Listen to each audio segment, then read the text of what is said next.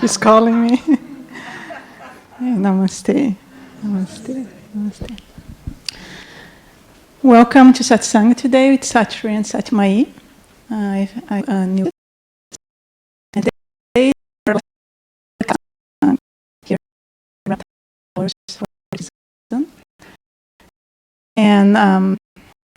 and I think most of you have heard a little bit about my story, and I didn't bring a script or anything to talk about. I just decided to just show up and see what comes up. But as I was sitting there and I could see the energy coming, I found myself asking, what really grips my consciousness here? And the instant answer was, when Satri speaks about the absolute reality, it melts me, melts me down. And I find myself quite a bit on this state of just empty. And I feel that in that state, that actually it is a manifestation of the absolute reality. And from that space, I feel that whatever shows up, it is divine. And this morning we inquired something about living a divine life. And my realization is that everything is divine. Everything is divine and everything is perfect. There is nothing wrong. And with that, actually, I leave you with Satri and Satri.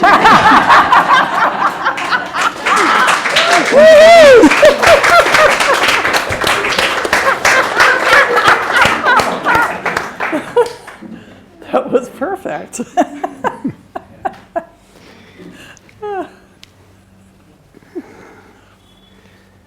All right, so welcome for our last public satsang. Is this a public broadcast? Oh, so it's out to everyone.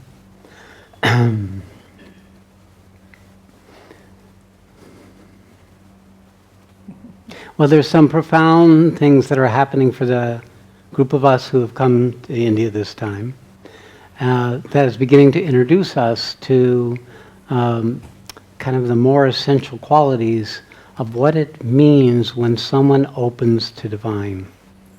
When the system becomes prepared enough and open enough, the divine introduces itself. And that process is primal.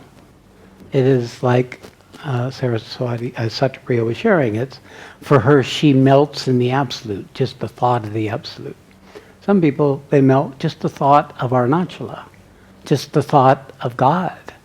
There's this melting.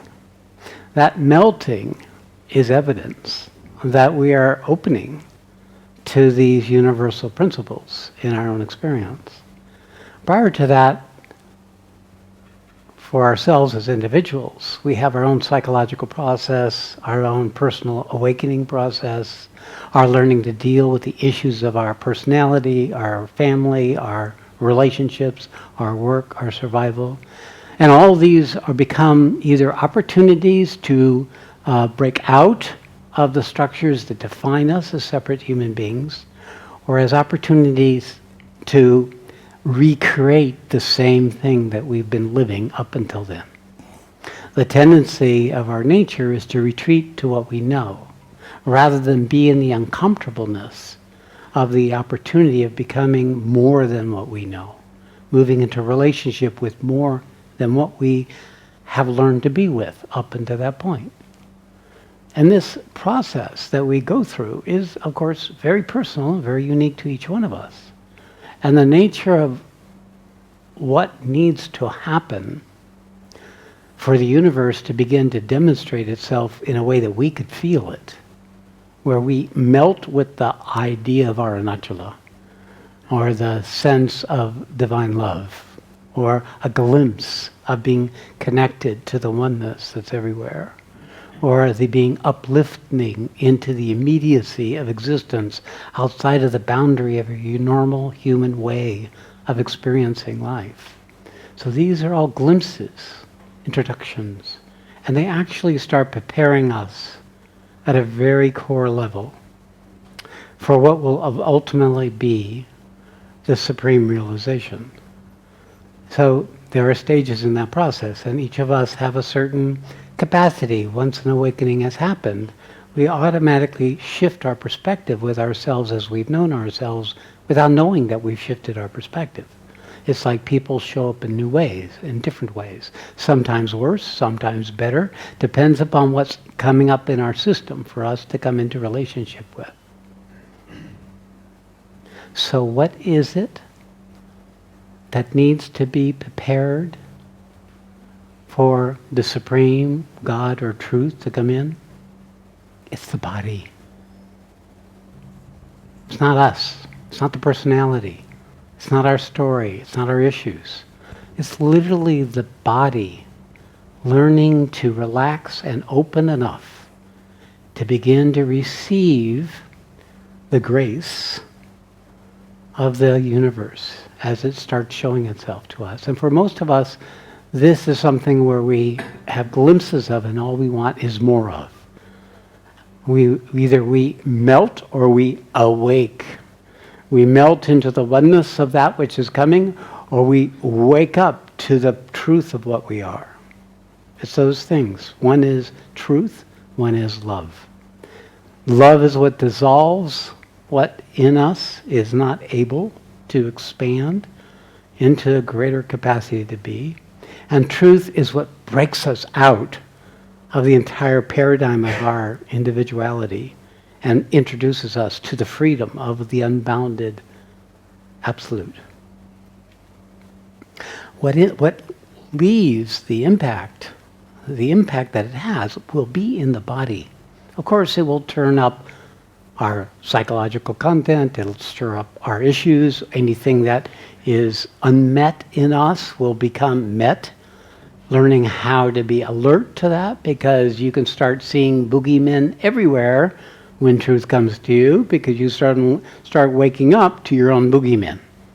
And the human nature tends to project that into the world around it and become afraid or go into contraction or doubt or confusion when that starts arising. But if you can learn to meet the fear, to meet the contraction or the reaction in conscious responsibility as an event that's occurring in your body and not the story and not just the emotions, to be able to step back from that, then you begin to start coming to a greater capacity to receive the universal forces and not be overtaken by them. Because we have someone who is right now meeting the ecstasy and the absolute enthrallment dissolving in the universe that has come to them. At the same time, meeting the darkness, the resistance, and the fear and the obscurity that he hadn't had a chance to meet up until this point. And so there is this process by which a great opening is coming and trying to make room for itself, yet the person is not yet fully ready for the degree that the universe is coming in. And what do you do in that case? Well, ultimately, the person has to re-inhabit their body. They have to meet what's going on in their body as a person in order for the universe to be able to do the work and affect the change. And that's true at the level of the final awakenings, and that's true at the level of each stage of our journey. So our capacity is proportional to our ability to be in relationship with our body and the emotional, mental structures that the body carries with it. We assign ideas, beliefs, stories, fears, projections, emotions, reactions, dread, happiness, contraction, diminishment, or pain, or anguish, or tangible sensations within your body, blockages, to that process. But really, all it needs to be is experienced in the body. Developing your capacity to be present with yourself in your body is really everything we do in our teachings. It's every piece of the work we're doing. So my awakening, when it happened, was entirely in its body. It is the body that awakened. The person got dragged along. And some people call this Kundalini awakening. It wasn't exactly Kundalini awakening for me because it was a descent.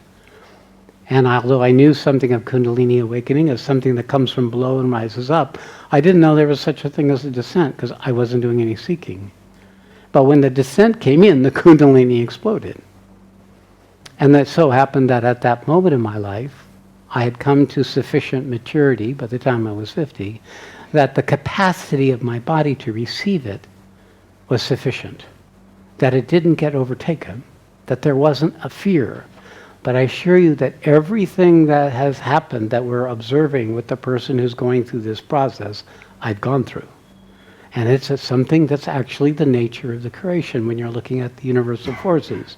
There's simultaneously these ecstatic states of enthrallment and intoxication, and these states of anguish, despair, anger, destructiveness, simultaneously coming in to introduce themselves. The darkness is always proportional to the light. The greater the light, the greater the darkness that will have to also be demonstrated. The greater the darkness, the more evidence that the light has already come. So it's always expanding our ability to be with that which we can't be with. So this process, where the body becomes more capable, is transformation. Literally, it is when the energy comes in and activates the inherent structures designed in human bodies, in the DNA, that can begin to expand consciousness when it comes in. And as a process, the consciousness lifts the matter into a different frequency. And the physical matter of your body changes biochemically in a bioelectrical way, in a way that you can't know until that transformational process is actually happening. If transformation is happening, then the universal forces are at work in your system. Now, it might not be like what's happened for me, which was out of the blue it came. It can come through a teacher. It can come through a powerful place. But the characteristic of transformation is that once it starts in motion, it will tend to continue. It's like I like to think of radioactivity. If you swallowed a capsule of radioactivity into your body, it will start making the cells in proximity to that radioactivity radioactive. And they will in turn start making the cells that they encounter radioactive. And so there is this process of transformation from the inside out once that trigger has been activated. Because the human body is latent. It has a latent capacity for enlightenment. When the energy transformation comes in, it activates. It's the catalyst that sets in motion the process of the reordering of our nervous system, of our biochemistry, of our biological organizing principle that we've been habituated with, and starts increasing our capacity. And it can be very uncomfortable because most of our bodies are contracted into our habitual human belief structures, what we can tolerate, what we can't tolerate, our reactivity. It's all stored in the body as human beings. So when transformation comes in and sets in motion this process, then we need to be able to get information to recognize that this is a good thing. That this opening up, even though you're opening up to darkness as well as light, is actually a good thing. And learning how to move into relationship with this darkness is really as important as moving into relationship with the light. Our capacity to be willing to let the darkness in and be met in the same way we let the light in and be met. It's like letting in the happiness as well as the sorrow, the grief as well as the reunion. This capacity expands our ability to be in existence fully. Otherwise, you would leave it to a human being. Most human beings, they'll grab a little piece of the happiness and the pleasure, and they'll hang on to it. And they will avoid the darkness that would allow a greater happiness to come. But when transformation happens, it takes over the process of our ability to be. Because transformation works in the domain of consciousness. We are embodied consciousness. We are consciousness aware of itself. So when our consciousness starts awakening to that universal force, be it divine love of God or divine truth of the Absolute, this process of the body starts expanding in its capacity to be. When we've gone through the fullness of the transformational process, which I recognize is almost a continuous process, but it took me about 6 years to be able to come to the place where the Absolute could start coming in. And the nature of this is it's not something we do, it's something we learn to collaborate with, to recognize, and to the person in us, the individual intelligence in us, to have sufficient information that the part of our system that's willing to open to life, to experience unwanted experiences, as well as, of course, more expanded and ecstatic experiences, but that's quite natural when those come.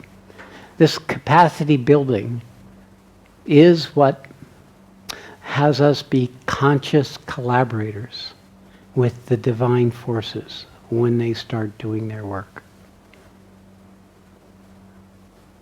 Now, it's often happens, this is a long and complicated process.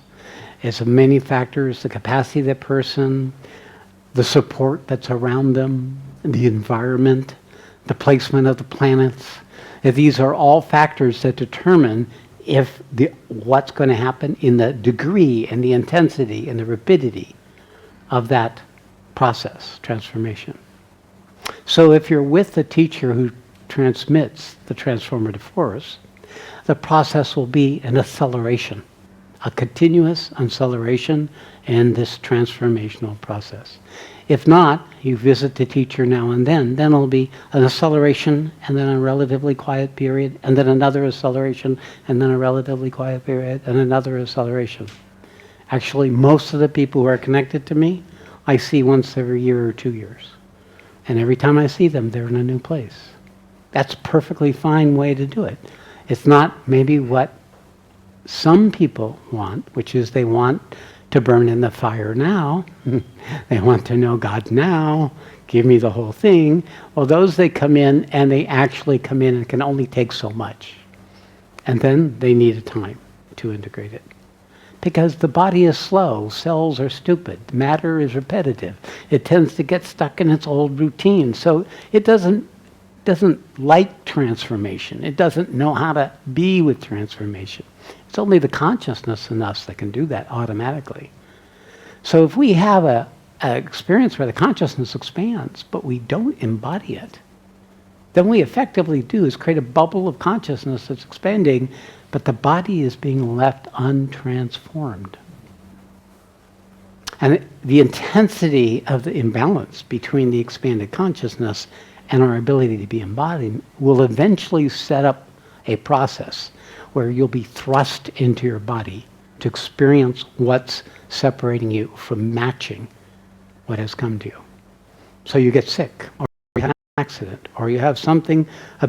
People have long, persistent conditions like chronic fatigue syndrome or these other things are often being forced to be in their body so that their body can catch up with their higher consciousness. If they resist that process, then they can be stuck with that forever. You can't even treat those things because most of the treatments don't work for these imbalances that occur between matter and consciousness. Part of this is having right information, to understand the nature of transformation when it starts happening, to recognize it in yourself, in your own experience, not just your understanding. To know what transformation is and to experience what transformation is are two worlds apart. They're two different domains. So then there has to be this match between your understanding and your experience, and then you can be a collaborator with that process. Then you can join in willingly. And that's where we call surrender comes in. The willingness is the willingness to be where you are in recognition of its purpose. That everything that arises is purposeful. It's actually demonstrating or trying to allow for you to come into relationship more fully than you've been able to before. So that would mean learning how to get that when something comes to you and you find yourself in reactivity or in contraction or a suspicion and doubt, that is actually a doorway to meet what? Which these are coming up to avoid meeting. It is to be able to enter into the quality of the experience of the resistance, of the reaction, of the fear, of the doubt, of the rebellion, whatever that might be, as an experience in our body, and not the story, and not the typical pattern that we tend to bring up out of our human conditioning about what's arising. Now, when your consciousness gets to a certain point, you know it's true. That means when it rises up, something bad happens. You lose somebody. Somebody dies suddenly. Your bank account suddenly has been vacated. As something arises, that you recognize the opportunity. Or you fall off your scooter. You recognize, well, that got me in my body.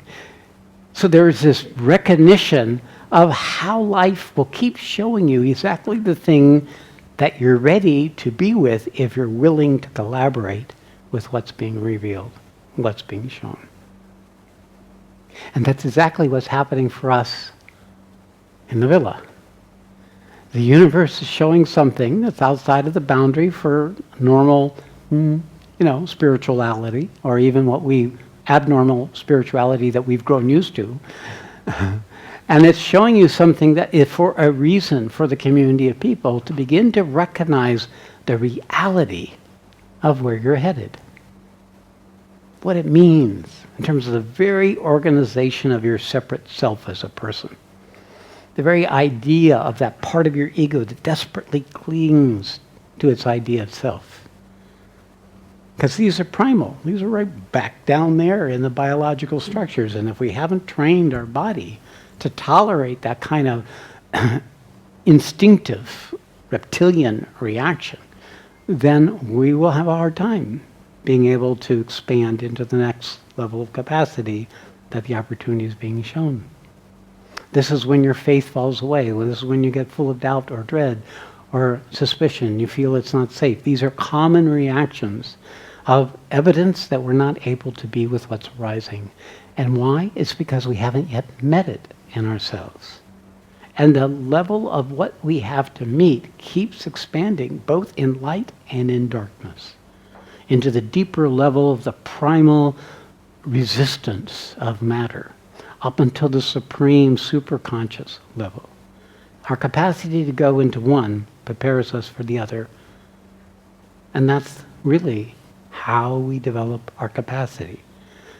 It's like learning, I like to share, the community knows, learning how to eat elephant. Okay, so how you eat an elephant? One bite at a time, right?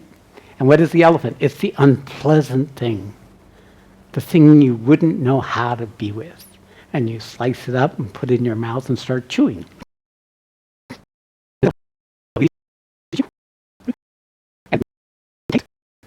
The texture might be really strange.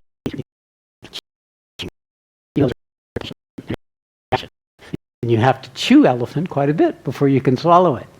And even after you swallow it, you have to digest it. And even after you digest it, you have to pass it. So it's like that. It's like we begin to chew the parts of existence, the elephant in the room that we don't want to know is there, one bite at a time. And that whole process is what trains us how to be with what we don't want to be with at really the level of eating something. Right? Eating is the most intimate activity we can do. Think of little children. All they want to do is eat things, put it in their mouths, because they want to own it, they want to possess it, they want to have it be theirs. So in this way, we're kind of learning to eat life in this visceral way in order to move into a more intimate and inclusive relationship with existence. And we can't just eat our favorite foods. We have to eat all these other strange, gooey, strange foods. Strange textures, strange smells, strange tastes. We can't do this by ourselves. We can't. We have to have a an assistant, a link, a cord, an umbilical, by which we draw, our consciousness draws the strength to gather in its own authority so that it can learn to choose to be with that which otherwise it couldn't choose to be with. I've been doing this for 22 years. It never stops. You eat, it is the nature of making anything holy. It's like digging a hole in the backyard, right? The way you make a hole is by getting rid of the dirt. And you dig enough holes, things become holy. So it's the same thing with the collective consciousness that we all share. The brighter the light, the greater the darkness you are given the opportunity to meet. Where we are in that journey? Well, certainly not something a self-respecting ego would be interested in. It's not something that has to do with our normal idea or expectations of what human happiness looks like. Rather, it's learning how to be in greater and greater immediacy with existence. And if you expand the darkness that you can be with, you expand that immediacy, that intimacy, that endless effervescence of self-existence coming into life in you. So the price and the payoff are more than equal. The capacity to come into existence and relationship with existence is proportional to our ability to keep opening ourselves up with that which we don't know how to be with, which we have not allowed to come into existence in us. And it's not something we do, it's something that will happen automatically. There's an intelligence behind transformation, just like there's intelligence behind all existence. The awakening has its own intelligence, the intelligence of the Kundalini Shakti, the intelligence of the descending forces from the universe, the intelligence that makes mathematics work, the intelligence that have mantras work, the intelligence that actually is part of the fabric of the design of which bodies come out of. And that intelligence is with us when we open up to this transformational process, much like a caterpillar ends up forming a cocoon and then dissolving in the cocoon. Ask the caterpillar, how does it feel dissolving in the cocoon? And if it had enough consciousness to say something, it feels like shit. It feels like I'm losing everything I know. It feels like everything that I've known before is disappearing. And when we return to the original plasma and consciousness, at some point it reorganizes. And like the caterpillar, we become the butterfly. It is this rebirthing into different relationship with existence than the species we were before the awakening and the transformational process happened. So our connection, our relationship, is the means by which this is continually reinforced. And it's really continued reinforced when you remember our connection. And it doesn't mean you think of Satri. It just means you get in touch with that within yourself. The more we can be in connection to the divine awakening process, the more we can feel the current of it in our body, then the more it comes to us, the more it strengthens and brings us back into remembrance out of our habitual, narrow, small, contracted, shallow, unexamined self. It starts expanding the ability of that little human to become more than that, to become divine.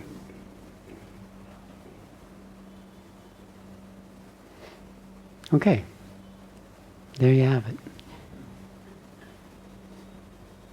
So what do you want to talk about? So this is the time for any questions about what's going on for you or whatever's there. Kaisa. Hey, honey. Hi. Hi. Back to Earth.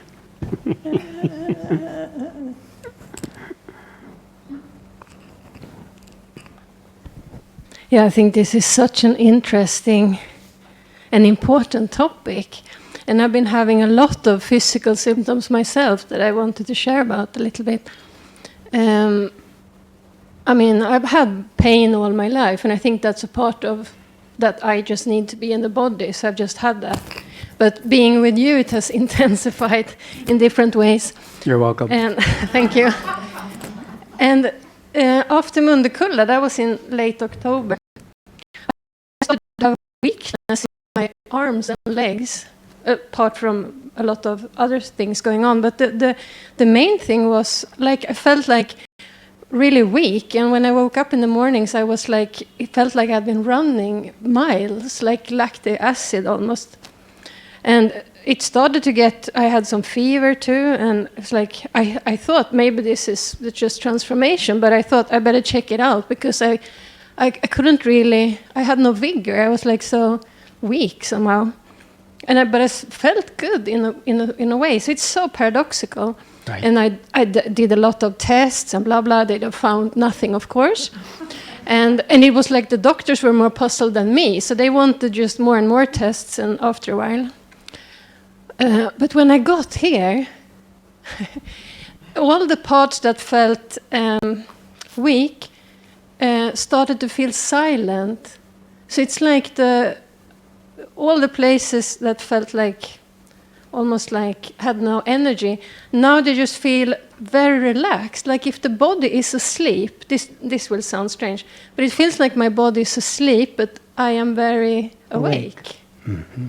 So very interesting, and it feels like you spoke the other day about fully being human. I think that's what I've been longing for so much. All the distress, all the fear structures and everything. I was just the other morning drinking chai, and I had ants crawling over me, and I was like, drinking chai, having ants crawling on me. I'm here, and I'm like, no delight or anything. It's just like I am in this Kajsa costume, Yes. and my body is still, and it's not like doing a lot of things. That was great. Very important. Drinking chai, being bitten by ants, I'm here. That here-ness, the reality of that moment, without a reaction, without a need to change anything, without it to be different, that's the immediacy we're talking about. When consciousness can come in balance with the matter of our content. And when that comes into balance, that's the relationship. I was going to tell you, weakness, not having energy, is indication that your vital drives are quieting. That the human body is mostly animated by fear and desire, one or the other. And when the vital starts quieting, both fear and desire weaken. And literally, it feels like you got no power, you got no energy, it's like you're just empty. And you can move it because the body is still the same. It's the consciousness that's changing. So there's a period of time of that fatigue, and actually chronic fatigue syndrome is one of the descriptions of where the vital is beginning to quiet. You have to go through that period, and then another kind of energy starts coming out of the present fabric of existence. It's like there is a field of consciousness everywhere, which is a source of all energy, every little cubic centimeter of anything. This is everywhere. We begin to draw on that 0 point energy. Our body begins to call up another kind of energy, which is essentially pure consciousness. And it starts with that sense of that deep relaxation in the very cells of your body. In one sense, you could say that the fatigue is the body telling you to be still, to let the consciousness to do the work. But often our lives are too busy and we can't just be still. And of course, whatever's left of our vital nature will resist being still after a while. The only human system without enough consciousness cannot be still. All you have to do is come to a 9-day retreat and you discover any part of you that doesn't know how to sit for 2 hours at a time. It is this learning to become still within the body that the body begins to draw on this 0 point energy. And it is always the energy that sustains all existence. It's this energy of life. It's the Brahmanic field, the Vasudeva, that's all pervading. And so the body, when it begins to get animated by that, it becomes a very different kind of body, a very different kind of experiencing and sensing organism by which you, the consciousness, can come and start eating existence, eating the ants biting you, eating the chai tea, eating the heat, eating whatever it is that's arising. It's just without any effort on your part. You're there with it fully. When that comes, your capacity is expanding very rapidly.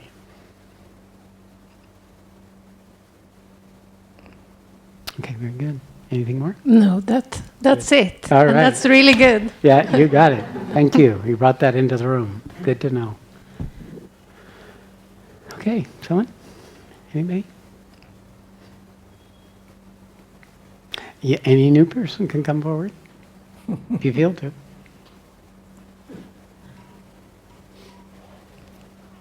I'll just keep talking. Okay, Anita.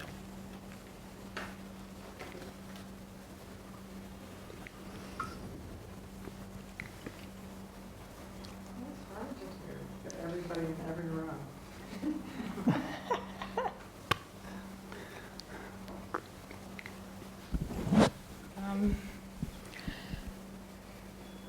I'd like to hear something about the body's heat, because I've been turning into this furnace while I've been here, and it sort of comes and it goes at such unexpected times, and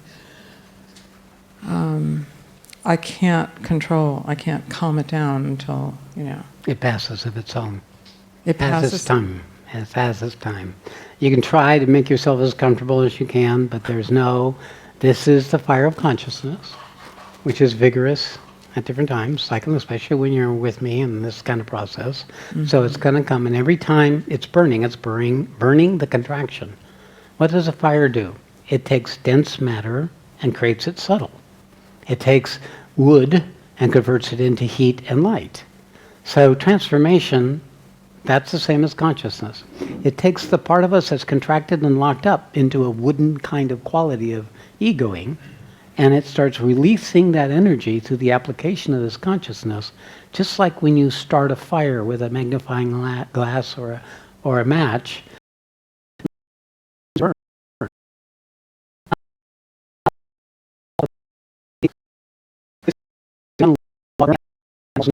Next to me, right? This log burns to a certain point, and then after a while, that sweltering log dries out, and it starts burning, and so forth. So it comes in cycles, comes in bits and pieces, chunks of the ancestral karma, chunks of your conditioning, chunks of your belief systems, your fear structures, your habitual patterns for reacting to life. These just come up, and they get into the fire and be offered up. That's what yag is. That's what the Hindu fire ceremony is you have a fire burning, and you take a thing that you want to be free of, and you throw it in the fire, and it burns. Well, it's the same thing. That's what transformation is. We become the fire of the sacrifice, the fire of the yajna. And so it's a long-term burning. In this case, it's not something that just goes on 20 hours in ceremony. But basically, you're offering up what you've known yourself to be in the fire of your consciousness and converting you into a different order of being. And the fact that it's fire in the body is evidence you're embodied enough to be on fire. And yeah, it's uncomfortable because you haven't learned how to be living off of consciousness rather than the vital energy or food or alcohol or coffee or chai tea or whatever else. You start burning in a fire that doesn't have to have, it's just coming out of the design of the fabric of matter. So there's no timeline on this. there's no, I'm sorry, my dear. It's just a matter of capacity. It shouldn't be like 48 hours or 2 weeks. Yeah, no, it'll vary. I mean, it can go for quite some time, depending upon what's ready to burn. And part of it is that it's learning how to burn calmly. And the secret to that is endure calmly. Because resisting it makes it worse. Resisting it makes the fire worse. It's like bellows. it increases the flame because it's not only burning the content, it's burning your resistance. Your resistance is an energy that's trying to oppose what's happening, and so the fire of what was originally happening now is also burning the resistance. So when you can be enduring calmly, when you just let it happen and not take any actions, it moves more quickly. It's very hard to do that because the human ego, when it starts having something wrong, wants to fix it, right? You take medication, call a doctor, get a test, blah, blah, blah. But these things are just resistances, and they tend to keep the fire burning. Learning how to be and meet it at the level of physical is probably the biggest problem for human beings in this age, where we hardly have to live in our bodies at all.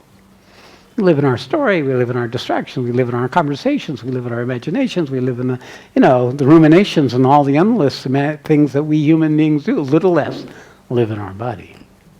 So the lesson of transformation is, ready or not, you're going to learn to live in your body. And at the level of the reptilian brain, we know it's risky to the body because we know the bodies die. We know bodies can be damaged. We know bodies get old. So it's very hard to convince the reptilian brain that this is good. So this is part of the struggle. This is why it's so difficult. It's only a few people who are able to open up enough in a consciousness that they can have the strength to recognize that what's happening is perfect, just like it's arising, and to surrender into the perfection of what is arising. That is what allows us to be in presence and endure calmly when these things happen. But if we're projecting it outward, or if we're activated, our fear is activated, or if our restlessness gets activated as well on top of that, that means your vital is still... How about a cold shower? Yeah, cold showers. Is that okay? Yeah, cold showers. Ice cube baths. I got enough. Swimming pools, oceans, Oh, those are all okay. Yeah. Right. Okay. Yeah, that probably helps with fire. You can actually, Indians say, wear glass beads. That helps with when the fire element's activated. Okay. All right, my dear. Yes.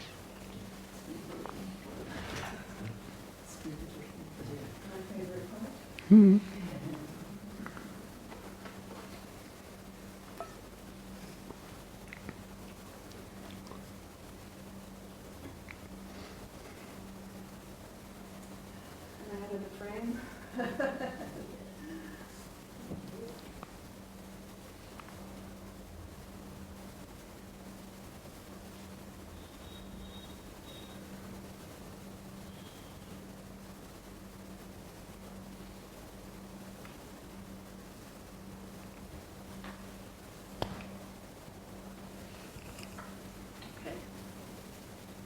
It's coming into connection with life through others. And I am that it. Okay.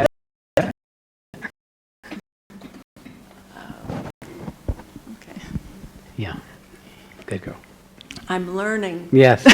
Practice makes perfect. Yes, I am learning. Okay, yes. You Yeah, are so learning. I'm here to come into full existence, whatever the cost. Okay. And Of course you are. That's why you're here. yeah. Yeah.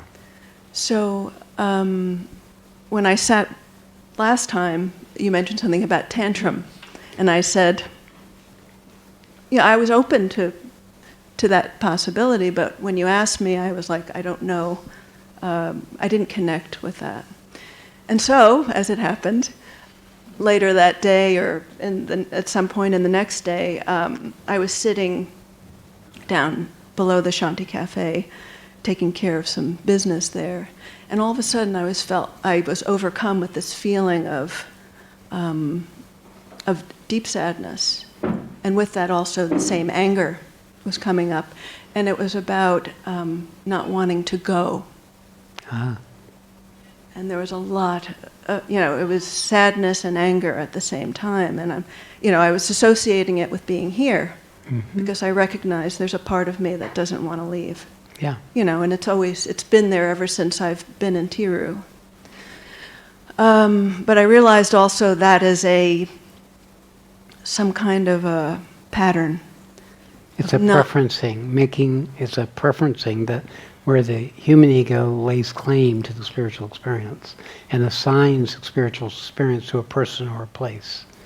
So that therefore also is a form of limitation, right? Even though it can serve you spiritually for a point, but often if we want to be there, then it means it's approximately equal to where we are rather than to the next place. Yeah, and so I recognize that, and then I recognized also, what is this that I don't want to leave? Yeah, good. So, and that's what I've been sitting with. And so there've been some other things that have happened that just continually open this up a little to clarify it. And so finally, and I know I might be missing a few pieces in here, but finally today, during the session with Annalise coming forward, I just, talking about the situation with the person in the community that's experiencing this Big awakening. event and how to interact with it, I felt so overcome with just intense emotion, and it is this recognition of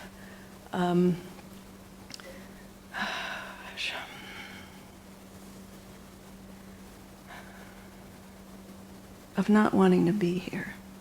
Good. Yeah. Not wanting to leave what you know. Exactly. Yeah. And not wanting to be here, and it was deep down. Reptilian.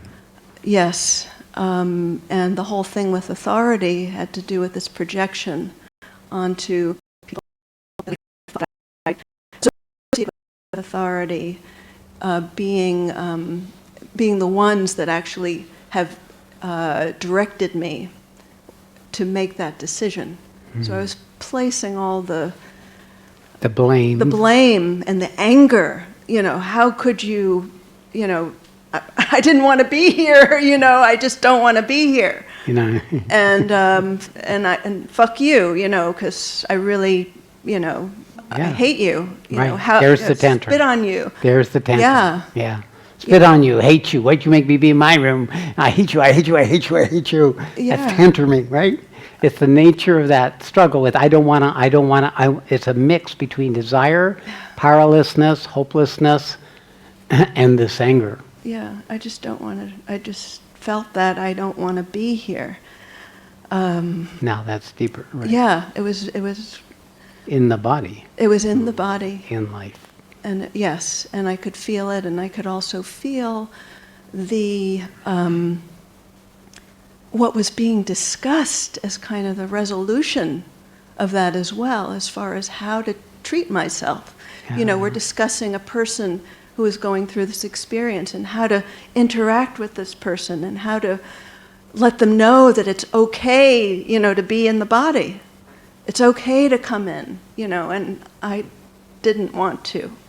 Very good. And so there was some sense of,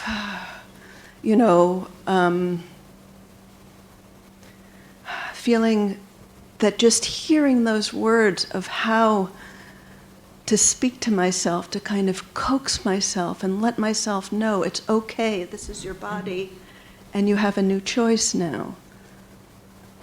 So it is like Annalisa said, that if you had birth trauma, Yes. then when awakening comes, you're not interested in being reborn in a body again. But here's the secret. A happy birth is because there's somebody loving who's ready to receive you. Love, Ananda, is what draws us into embodiment. The body is bliss. If someone's there, if we were in the hospital, instead of just the doctors and the nurses allowing the birth, there was somebody there who was welcoming the birth, then that soul will want to come. Because the meeting, to be met with someone who wants to meet you, is Ananda. So this is what you do when you have somebody who's become so awakened. You have to remind them of the Ananda of being in relationship with existence. And then they'll come. Yeah. You have to touch them because a newly rebirth is a brand new consciousness in the body has to be touched, because touch is the first evidence of your reality in a body, being touched, being held. If that didn't happen, then when these big awakenings happen and you're being called to be in your body, then the solution is to be touched, to be held, to feel the bliss of your embodiment, to experience that, and to have others there who are welcoming that. And that's what we're doing with this soul who we're calling back to be embodied, so that what has come to them can have a body to manifest through. And it's for all of us. For all of us. Yeah, and that I definitely felt this for myself. Just this. I mean, Satyapriya had shared what she likes about what you say when you speak about the absolute. For me, it's about learning how to be in existence. That's what I feed off of. This kind of reprogramming of what I call like nectar. Good. Yeah. Perfect. See, we're our capacity for recognition or knowing is shaped by our ancestral karma. So if our parents didn't know how to be in our body, we pick up the same thing. They don't know how to be with us because they don't know how to be in a body with a baby. They're not in their body enough to know what it's like for a baby to be in their body. I remember when my son was born, I was there in the room. And it was, for me, I was always very physical. My body was the most awakened part of me. And I could feel his birthing, and it was a 36-hour birth, so it was a very difficult birth. And when he came into existence, just love and tears of joy came when he separated from the mother's body. And it was just like, oh, my God, a divine being birthed again. And it was my body that knew that, not my mind, not my male personality.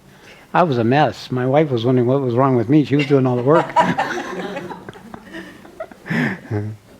Yeah, that's it. Very good. Thank you. Thank you. Yes.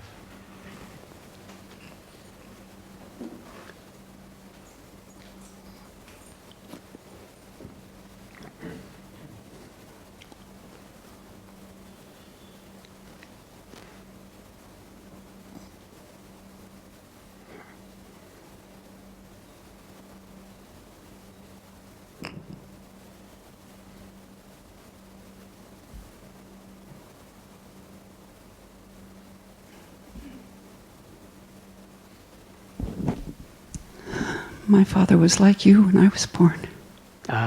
He welcomed you into? It was just in Holland right after the war.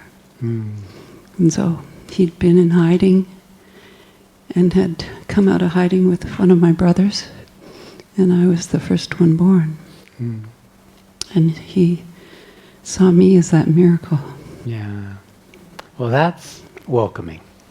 There's somebody who can be there and can see you as a miracle. Yeah. The little consciousness, the new consciousness doesn't need to know it. The body knows it. The body gets that it's welcomed. Yeah. That was a great gift. Because on the other side, my mom just about died while I was in utero. Okay. So I wasn't going to feel the fear, and I wasn't going to feel any of that stuff, Yeah, right? that insulated you from it. It's often how giving birth, you're close to death.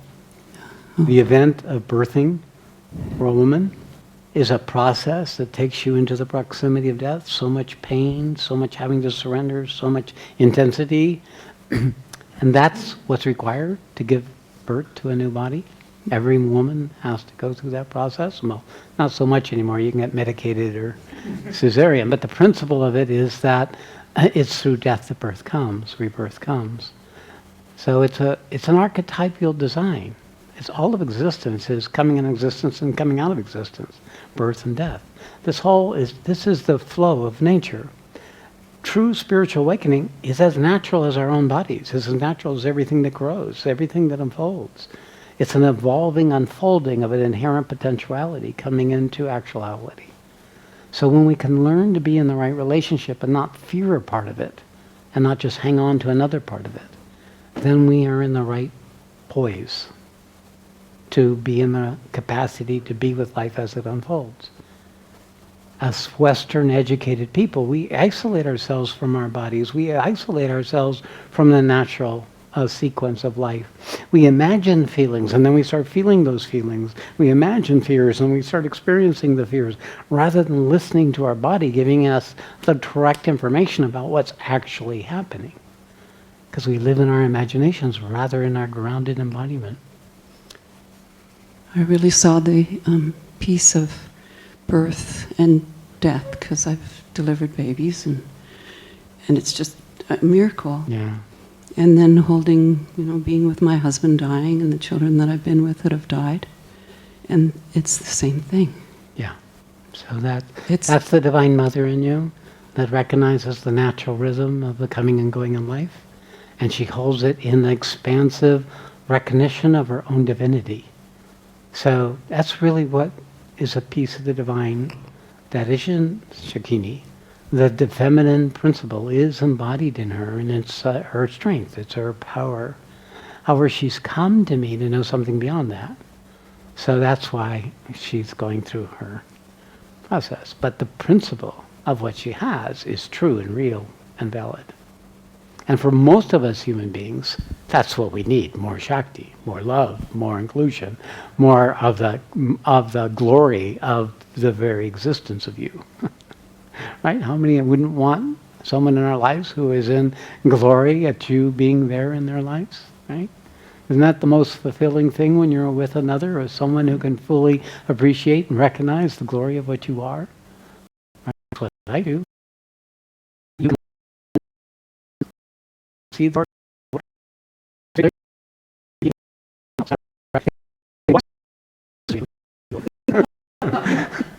you have to.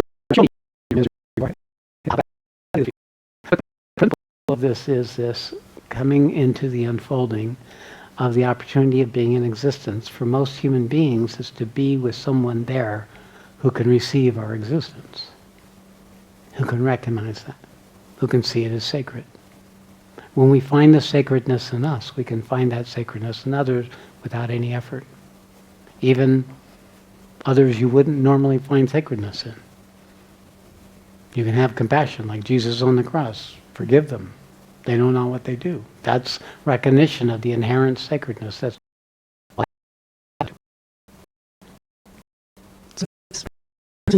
community. I just want to hold him. yeah. I just wanted him to know how beautiful this is. Yes, good. I think you have that fresh and there's everyone who's spending time with him is learning how to discover the sacredness of the new birth that's happening, because it is just like a newborn baby. But you told me I couldn't be with him. It's because there's something in your system that would create a disruption on his part. Other than that, this is just one situation, because it's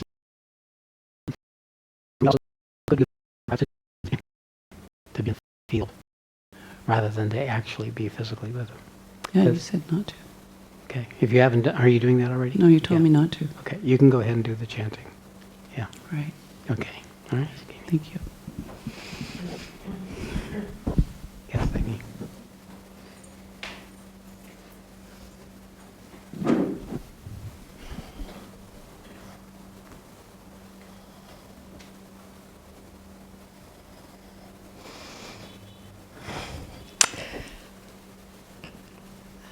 Hello. So, first of all, I would really just like to say how grateful I feel to be here, and how huge this whole process has been for everyone. What I would like to discuss is what I realized before Anoop's Big Bang. However, it's, this is actually the second time that I've seen somebody in a state not as much as his, and just in the last year. So it's like really the universe is showing you something. Really showing me something. Yeah. And that's my fear. Yes. And I think it's in two forms. but like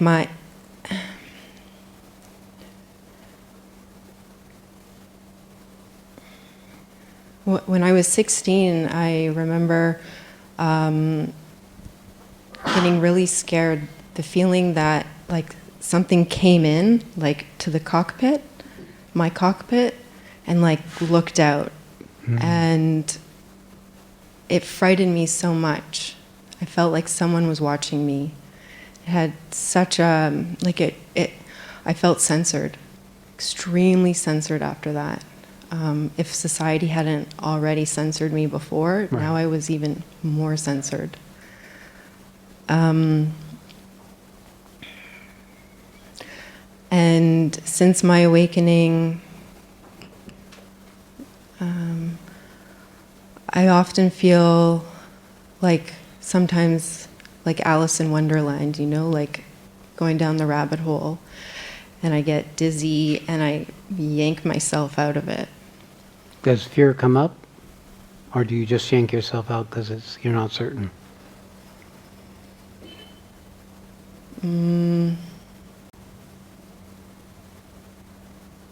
Fear comes up. Okay. So the secret is to allow it. Yeah. That's the secret. Because it's, in both cases, it's showings of your higher self. But we all carry these reptilian structures. It could be inherited from your mother, like it is for Noop. Fear of awakening, fear of being possessed or taken over. That's what it feels like. So when awakening happens, there is this sense of being possessed or taken over. And the nature of being able, because I remember when that happened when I was 9, that was my first introduction to it. But by the time I was 50, when this came, I didn't have any fear. But there was this kind of having to fall into and let go of maybe not ever coming back. Mm-hmm. And that willingness to go and fall into it and not maybe ever coming back is what I see as evidence of our capacity. It's evidence of our readiness. Now, how do we do that? Well, we do that by exposing us to situations where we go beyond our reptilian design, where we cross thresholds with courage to choose to go where you would not normally venture to go. The act of courage strengthens our ability to choose what's arising, even when these kind of reptilian, primal events start occurring where you're feeling you're being overtaken. It's my ultimate experience that no matter whatever it is that's overtaking you at any one moment, because it can show up as anger or rage, it can show up crazy. But that crazy is really the what's being pushed forward to be experienced so that the greater truth that you are can inhabit your body. It's this learning to be able to have faith in the process, which, by the way, my body had faith. My mind was like a fly in the wall. It was observing it all. It was riding with the whole thing, but it's my body that knew, that could say yes instead of no. So this training... My body yes. is so blocked yes. and goes, no. It could have been your birth. Could have been... I was an emergency C-section and put into an incubation. Yeah, there you go. Without the contact, without the welcoming, it's very hard. So what can happen for you is the more you get familiar with this, the more your conscious self becomes available to you. Yeah. Then when this comes, something of that comes and soothes that automatic clench, and it allows for you to go through it. Because it's interesting, during Sat weekend, I was feeling that soothing and getting a little more confidence to sort of do exactly that, like just, it's okay. I said to myself, or something did, my higher self, it's okay, Heidi, you're safe, you're Good. Safe. Yes, that's your higher self. But then, well, then this is like really shown right back up, like really in my face. It just means it's exceeding your capacity at the moment. That's all. Yeah. But it's training you. So when it came up more intense and you couldn't know it was okay, that's actually teaching you the nature of it so that you can learn to be okay with it. That happens 2 or 3 or 4 times, then you can surrender and allow for it to go where it wants to go. the nature of samadhis, when I was in 2006 and they started, was just like that. There was a total sense that I would not come back. And it was this falling into the samadhi, but I would keep myself on the edge of it. And it would go on for hours, but I would be partially conscious, not fully going into it. And my brother took me to my teacher, because he knew my system was, something was going on. And my teacher came out and looked at me and said, disgusting. And he said, told my brother, you won't have to go through that. And for some reason, though, when that happened, I felt like I had a permission to go there. So when it came the next time, I went there. And I popped out like through a time warp. And it was a day and a half later. And I hadn't moved at all. And it was like, oh, that's where that goes. So it was the most extraordinary discovery of the the possibility of that, which even in that, after 6 years of awakening and all kinds of spiritual experiences, to see what's on the other side. Of course, when I came back, I was like a newborn baby. I didn't know who I was. I didn't know how to assemble myself. But I didn't have a noob's problem because my body knew it. My body knew that it existed. It didn't, my personality, my consciousness didn't need to know it. My body taught me that I existed. And took about an hour, or depending upon what I had to do, and then I was pulled myself back to some approximation. I thought I was more back than I was. But the people who I was working with learned to accommodate that. He stopped talking for a minute, and then he started talking again. So they began to recognize, okay, that's where he is. He's coming out of somebody. You just give him time. So maybe I need to re-listen to this, but how do I make sure I'm coming back into my body if it should happen? The part of you that wants to be made sure will never be satisfied. Okay, yeah. Yeah, because that needing to be sure is needing to be safe. Needing to be safe is trying to placate the reptilian fear design that I'm going to die or I'm going to lose myself. And that's really what it is, right? We're afraid of death because we think we lose ourselves. But in fact, you don't. But you don't know that until you've made the transition. So learning how, it's like learning, the first time I went skiing, I stood on the edge of the slope, barely survived coming up the lift. And it was the highest slope of the mountain. And it's a cliff going straight down. And I'm seeing people going down the cliff. And I chose to do it. Now I was resistant. I went this way until I fell over. And then I went that way until I fell over. And then I went that way until I fell over. But eventually I learned how to step beyond that part of my reptilian brain that said, no way. Is there a way to get down this mountain without skiing? Maybe I just sit on my butt and ride all the way down, It's something like that. It's surrendering. It's the art of skiing is the art of falling. This going into samadhi is learning how to be okay with jumping out of the airplane. It is this capacity to be able to go beyond the boundary of yourself. And it's not something you can choose to do. It's something that comes with the building of the capacity of your ability to come into existence. It's right down there. So you just need more time, honey. Okay. And if there's enough love, you get enough exposure to other people doing it. If you're going to jump out of the airplane and 4 people jump out of the airplane and they look okay, then you're more willing to jump out of the airplane than it was just you jumping out of the airplane. So that is the process. Okay, see? One little thing, if I might, I'm trying to learn to come into my body much more. I feel when I talk about this too, my arm, like it's being twisted. Okay, that's a kriya. Even in like my chest, just the left, all here. Okay, so this could be trauma. It could have been your mother wrenched your arm or someone did. It could be simply a nadi in your body that's trying to unknot as the consciousness starts moving through it. And so these are kriyas, where there's these spontaneous movements where you don't have any control over them. Yeah, it's not doing that, but I feel it. So you should lean into the feeling. Like just put your arm in that position and just go into what that is. Okay. Like lean into it. Okay. And see what that is. And then it'll unfold.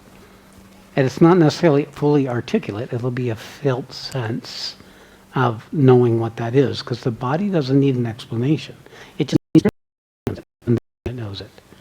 So the idea of whatever these things are, transformation is really the preparation of your body to receive the consciousness, not so much your personality.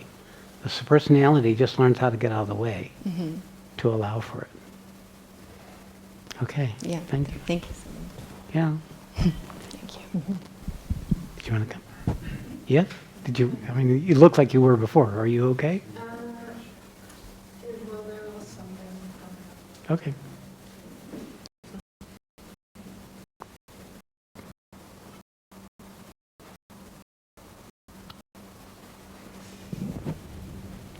Yeah, that's good that because this is. Yeah, you came right back into your body. Here you are. And something I feel vulnerable about.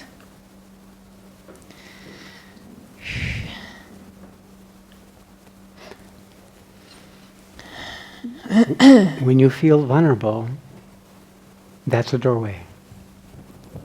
Being able to be vulnerable in front of others strengthens our ability to be with those areas where we're not in control from our human design. So stepping forward even when you're vulnerable is a powerful action. Yeah, it's really this part that doesn't want to be seen, like feels like what happened today was like we were chanting and I feel so much love, and so I so want to welcome and yeah, like what Janini also said like this, that so much love. Yes. Just and- wants to hold the baby. Yeah. Yeah. And then we had this talk, of course, and Annalisa, I spoke She's not here. just later, that I felt like, oh, it's also really, might be really nice when there is some feminine energy in the room, because that's what helps me to come back in my body when I see, Shakti. Yeah. yeah, like the love for my mom, or like Yeah. that it's so nice to be here and to be able to feel that.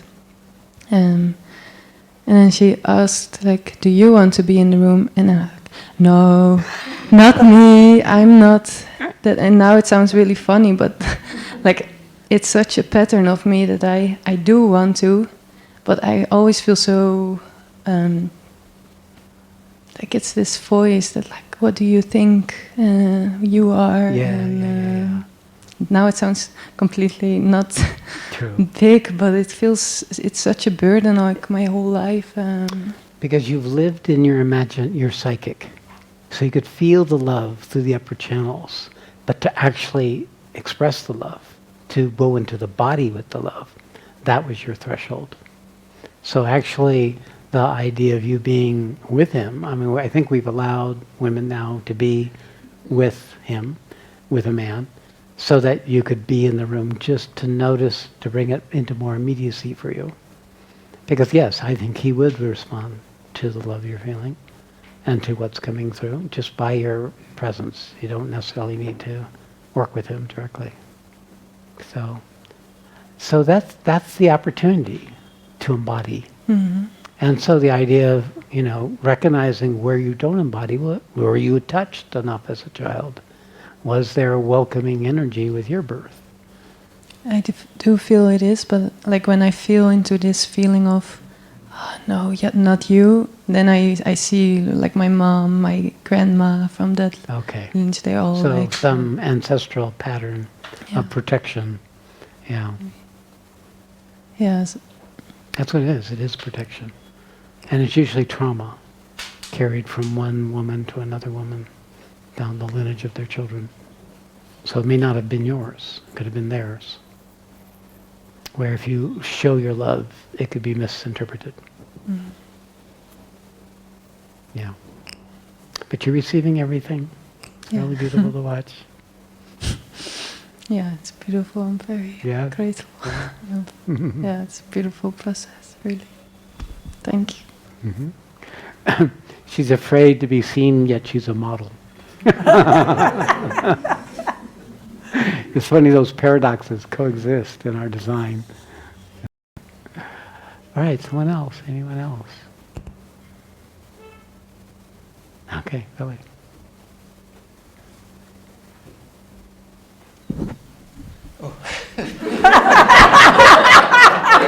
I feel you're in your body, buddy. Hey. You might want to sit instead of standing.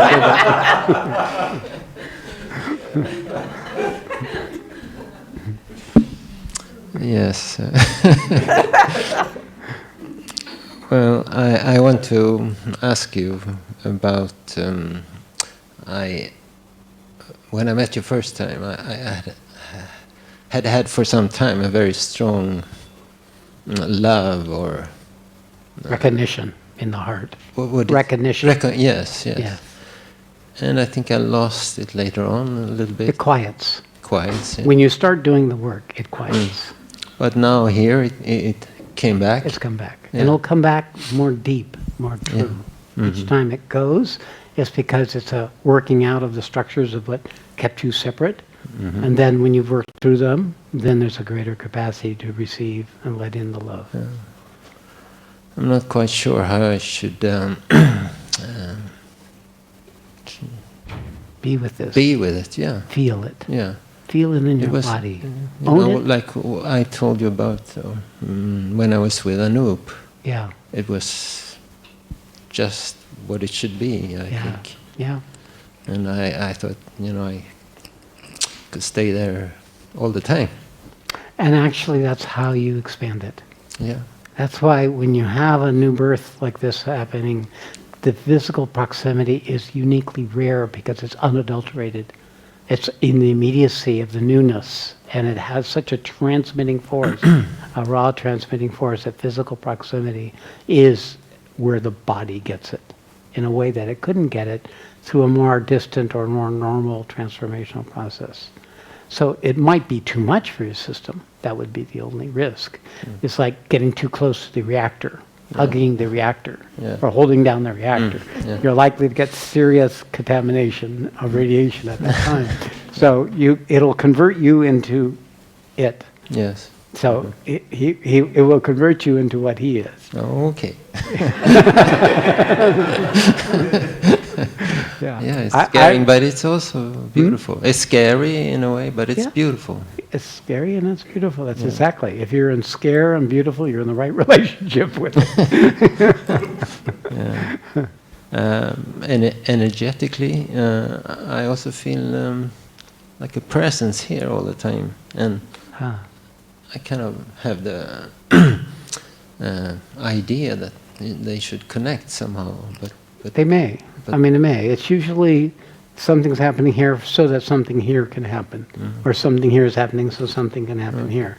This is the brainstem, so that's where the reptilian design is. Yeah. So it could be something in your body that's getting it at a reptilian level, that's opening up the space for what can happen here further. Okay. So, yes, and don't be clear what's happening to Anoop, what's coming into his form is exactly what's in my form, but I've had 22 years of containing it, of managing it, of directing it, so it can come in a way so it doesn't create a huge disruption like his will. But if the nature of the maturation of it is basically like taking a nuclear reactor and creating a container and then having pipes that run the generators that run off so that it becomes an energetic, a sustainable energy for the transmission of that possibility into life, where individuals could take small dosages and slowly increase it instead of immediate blasts right off the bat. So, and that's what you would become. The idea is that's where you're all headed. You may not want to know that.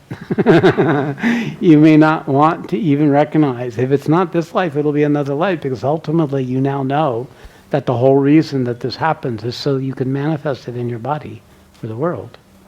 And that capacity is what we're here for, is to use our time of embodiment to expand its capacity, because the next time we get a body, it'll be of capable and greater capacity than the one we had before.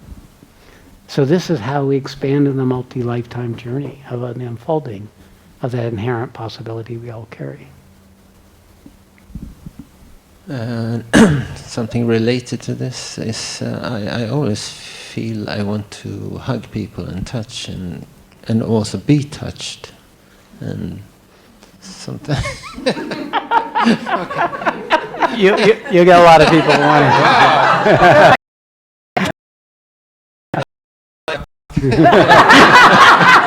yeah, and here's a donation basket. And, there's my sign, and there's my website, and there I would lose you. So the secret of the love that's coming to you for you is to hold it, to keep it your secret, because that love is like it's a bliss truth burn.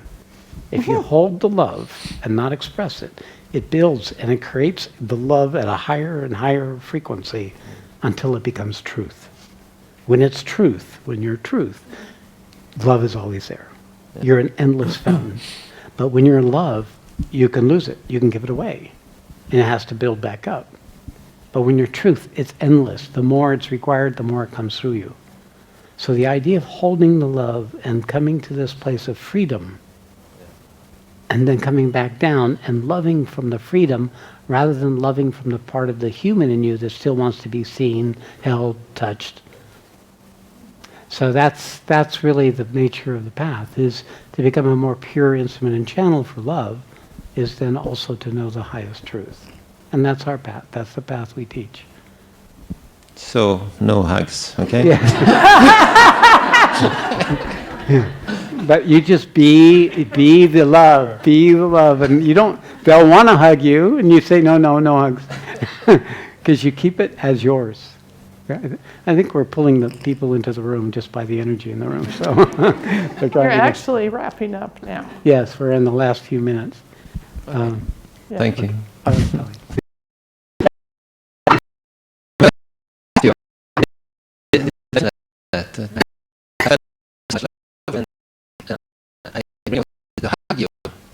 And then I thought, no, you should not hug the guru, and Actually, I go back if to you want to sit down. hug anybody, it's the guru, but maybe the guru won't hug you back. So part of it is because it has may have an undue impact on your system. So, but if you think about it, touch is the most primal affirmation of your existence. So when someone touches you, it says you deserve to exist at the very bodily level that we're talking about capacity. So if we have wounding, most of us do, Westerners have never been touched enough when they needed the touching, so they're starved as they go into their adulthood for touch, yet they're afraid of it. It's like they don't know how to be that vulnerable. So that's how we heal that part of us, is through touching, but without agenda, without investment, without attachment, without laying claim to the person that's touching us or who we're touching. Then that's unconditional love. That's love for love's sake, rather than an affirmation sake for me or an affirmation sake for you, where the ego will lay claim to it. Because this is where all human need is, in that category of love. And touch is one of the very tangible expressions of that human need. That's a different arena. There's a lot of touching physical therapy programs where you get hugged and touched and loved and felt and carried in the arms of others. And so you can just get over the healing of that need structure, so then you can just be in the love of it rather than in the need of it. And that's the path. So I just finished the story. Uh-huh. When I was going to sit down, because I thought I shouldn't hug you, Uh-huh. I went to sit down, and then you said, "Come here and hug me." So Sometimes I'm a sucker. okay, thank you. Okay, you're done. All right, very good. Thank you, Billy. Okay. All right, so that was fun. So what we're going to do is we're going to just sit for 5 minutes to be silent together. Just be silent and still. Be with yourself. Be in your seat. Be in your body. Be aware of the energy in your body. Feel your body. Relax. no thought, open mind, quiet mind, open heart, relaxed body. That's what you're looking for, to be relaxed. And then receive whatever you receive.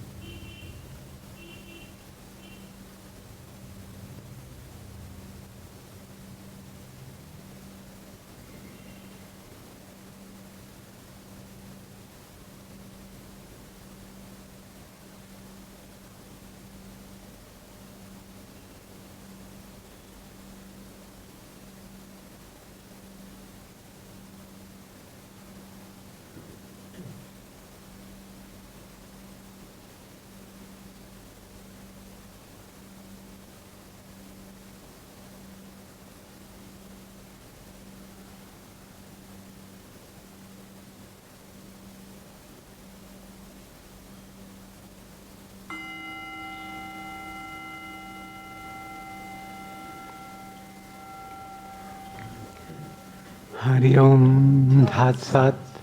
Hari Om Tat Sat. Hari Om Tat Sat Shri. All glory to Supreme. May truth manifest. Namaste.